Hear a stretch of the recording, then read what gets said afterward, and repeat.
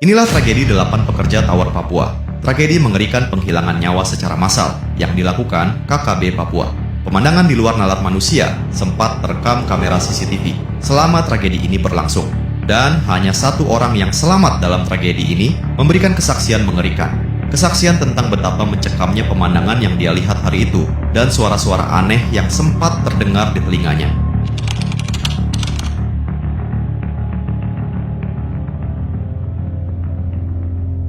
Pada tanggal 2 Maret 2022, 9 pekerja PT Palapa Timur Telematika sedang beristirahat di sebuah camp yang terletak di daratan tinggi, distrik Beoga, Kabupaten Puncak, Papua.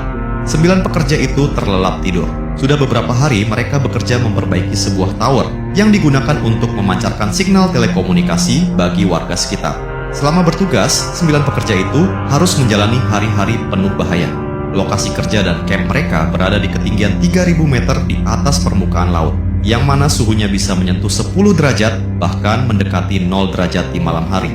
Selain itu, cuaca yang harus dihadapi para pekerja tak bisa diprediksi. Kadang kala saat beraktivitas di atas rangka tower, hujan deras disertai angin kencang tiba-tiba menerjang. Kabut tebal yang menyelimuti seluruh camp juga menjadi bahaya bagi para pekerja, karena jarak pandang menjadi terbatas sekitar 1 meter saja, sehingga sangat berisiko jika harus bekerja di atas tower yang tingginya mencapai puluhan meter. Namun bahaya yang paling ditakuti 9 pekerja tersebut bukanlah ketinggian, cuaca dingin, hujan disertai angin kencang, atau kabut pekat, melainkan kehadiran anggota KKB Papua. Kelompok bengis yang sering melakukan aksi kejam terhadap warga sipil, terutama para pendatang. Beberapa bulan sebelum tragedi ini, KKB Papua telah mengumumkan bahwa mereka melarang kehadiran para pendatang, terutama pekerja proyek di wilayah Papua.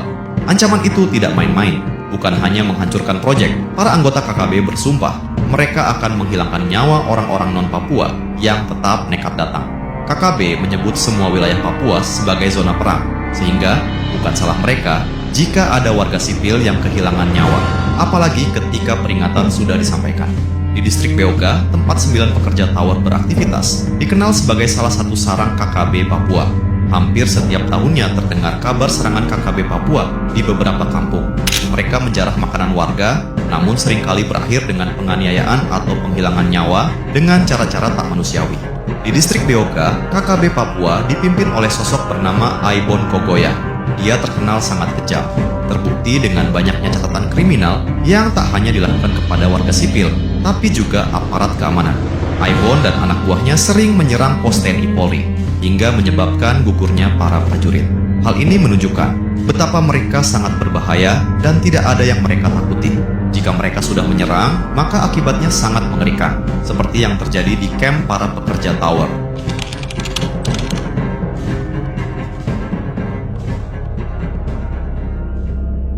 Kembali lagi di tanggal 2 Maret 2022, sekitar pukul 3 dini hari, 9 pekerja tower sedang terlelap tidur. Suasana pagi itu sangat hening. Tidak ada rintik hujan atau suara desis angin tipis seperti biasanya. Namun di tengah keheningan, tiba-tiba terdengar derap langkah cepat dari arah luar camp. Suara langkah itu terdengar semakin dekat. Dari yang awalnya seperti suara langkah satu orang, tiba-tiba seperti langkah belasan orang. Suara pukulan keras di dekat pintu camp membuat para pekerja kaget dan terbangun.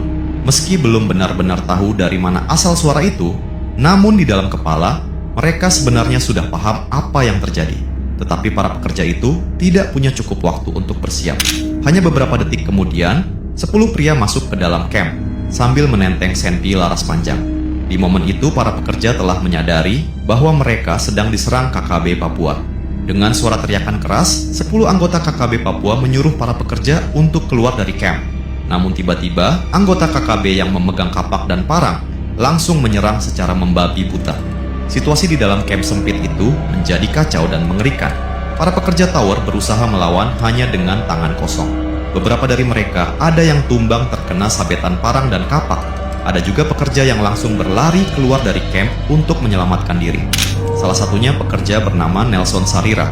Di tengah kegelapan, Nelson nekat melompat ke jurang, kemudian terperosok hingga puluhan meter. Saat itu Nelson tidak tahu di mana dia terhenti. Tak ada cahaya sedikit pun untuk melihat. Nelson hanya mendengar suara teriakan dan jeritan dari kejauhan. Beberapa kali dia juga mendengar letusan timah panas. Dengan tubuh bergetar ketakutan, Nelson hanya bisa menutup wajahnya sambil berdoa. Dia tetap duduk meringkuk di tempat yang sama hingga matahari terbit.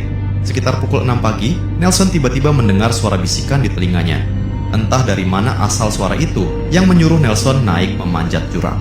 Awalnya Nelson ragu untuk mengikuti suara tersebut. Namun karena tak bisa lagi menahan rasa takut, Nelson memutuskan untuk bergerak.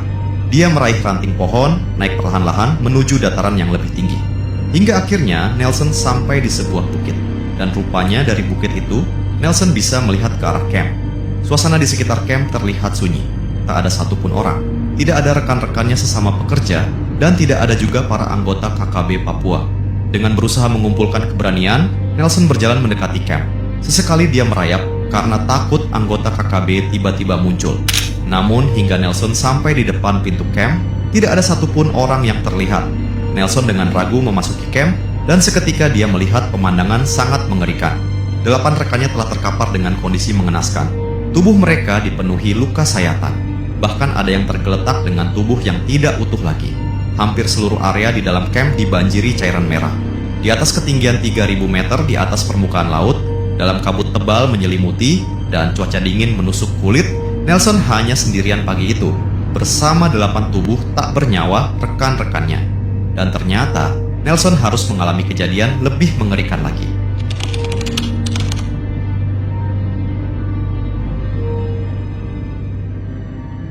Setelah melihat kondisi mengerikan di dalam camp, Nelson langsung berlari ke arah tower. Dalam ketakutan hebat, Nelson masih teringat pesan salah satu rekannya yang telah kehilangan nyawa bernama Bona. Beberapa hari sebelumnya Bona mengatakan, apabila ada kejadian darurat, maka Nelson bisa melaporkannya ke kamera CCTV yang dipasang di tower. Kamera CCTV itu terhubung langsung dengan kantor pusat yang ada di Jakarta. Ketika sudah berdiri di depan tower, Nelson langsung melambai ke arah kamera. Dengan suara bergetar dia berteriak, memberitahu bahwa camp telah diserang dan rekan-rekannya kehilangan nyawa. Nelson terus melambai dan berteriak selama beberapa menit. Setelah itu, Nelson kembali ke camp untuk melihat tubuh rekan-rekannya.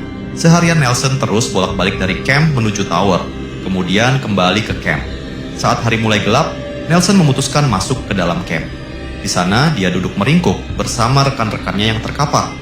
Nelson tak bisa tidur, bahkan tak mampu menyantap sisa perbekalan yang masih tersisa. Semalaman, dia hanya bisa duduk di tengah kegelapan dan bayang-bayang ketakutan anggota KKB akan kembali mendatangi camp. Nelson tak berani menyalakan lampu. Dia tetap bersiaga, dan apabila terdengar sedikit saja suara, dia langsung berlari menuju bibir jurang. Hari kedua, Nelson tetap melakukan aktivitas yang sama, menjaga tubuh rekan-rekannya di dalam camp, kemudian melambai dan berteriak di depan kamera CCTV. Karena merasa suaranya tak terdengar, Nelson pun memanjat tower dan berbicara lebih dekat di depan kamera. Dia menceritakan semua yang terjadi, mulai dari kondisi di sekitar camp, keadaan rekan-rekannya, dan sisa perbekalan yang ada. Nelson memohon minta diselamatkan secepatnya. Sesekali Nelson menangis dan berbicara dengan suara bergetar. Dia merasa anggota KKB akan kembali lagi memeriksa area camp.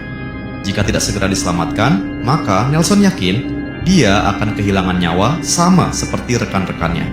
Dan malam hari kembali dilalui Nelson dengan cara yang sama. Meringkuk dalam kegelapan di dekat tubuh rekan-rekannya.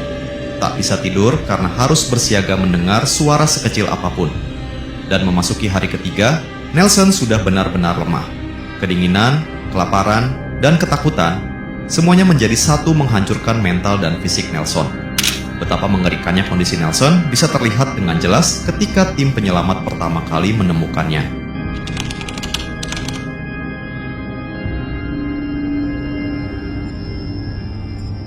Sejak hari pertama saat Nelson melambai dan berteriak di depan kamera CCTV, kantor pusat di Jakarta langsung melapor kepada aparat. Saat itu juga, TNI Polri melakukan rapat darurat untuk merancang misi penyelamatan. Namun, ada 2 masalah besar yang harus dihadapi, yaitu medan yang sangat sulit dan juga kondisi cuaca yang sangat ekstrim. Lokasi camp berada di daerah pegunungan terpencil sehingga hanya bisa diakses dengan helikopter atau jalur darat. Jika jalur darat yang dipilih, maka akan diperlukan waktu sangat lama. Dikhawatirkan perbekalan Nelson habis atau camp kembali diserang KKB Papua. Maka dipilihlah opsi penyelamatan menggunakan helikopter. Namun masalahnya, penerbangan helikopter sangat ditentukan kondisi cuaca. Di hari pertama misi penyelamatan, tim harus menghadapi kabut tebal dan angin kencang. sehingga helikopter tidak bisa bergerak menuju TKP. Di hari ketiga, barulah helikopter bisa mendekati area camp. Namun saat itu, tim penyelamat harus bergerak secepat mungkin. Suara helikopter tentu akan mengundang para anggota KKB. Dikhawatirkan KKB menyerang helikopter dengan senpi laras panjang atau bahkan sniper. Ketika tiba di dekat area camp, tim penyelamat langsung memberi isyarat kepada Nelson yang sudah menunggu. Nelson diminta segera mendekati helikopter dan langsung cepat-cepat naik. Dengan sisa tenaganya, Nelson berlari mendekati pintu helikopter dan melompat ke dalam kabin. Helikopter pun langsung kembali terbang menjauhi area camp. Saat melihat Nelson pertama kali, tim penyelamat sadar bahwa Nelson mengalami trauma dan guncangan mental yang sangat hebat. Tubuh Nelson terus bergetar. Dia menangis dan berbicara sendirian menceritakan nasib rekan-rekannya yang ada di camp. Setelah mendapat perawatan, Nelson akhirnya dipulangkan ke kampung halamannya di Toraja. Di sana, dia langsung disambut oleh keluarga dengan isak tangis. Baik Nelson maupun keluarganya mengatakan, apa yang terjadi adalah sebuah keajaiban. Dia menjadi satu-satunya orang yang selamat di malam mengerikan di sebuah pegunungan terpencil Papua. Sementara itu, evakuasi tubuh 7 pekerja lainnya dilakukan secara bertahap karena risiko yang sangat besar. Evakuasi dilakukan selama 1 pekan penuh, hingga akhirnya semua tubuh korban diserahkan kepada keluarganya masing-masing dan dimakamkan secara layak di kampung halaman mereka.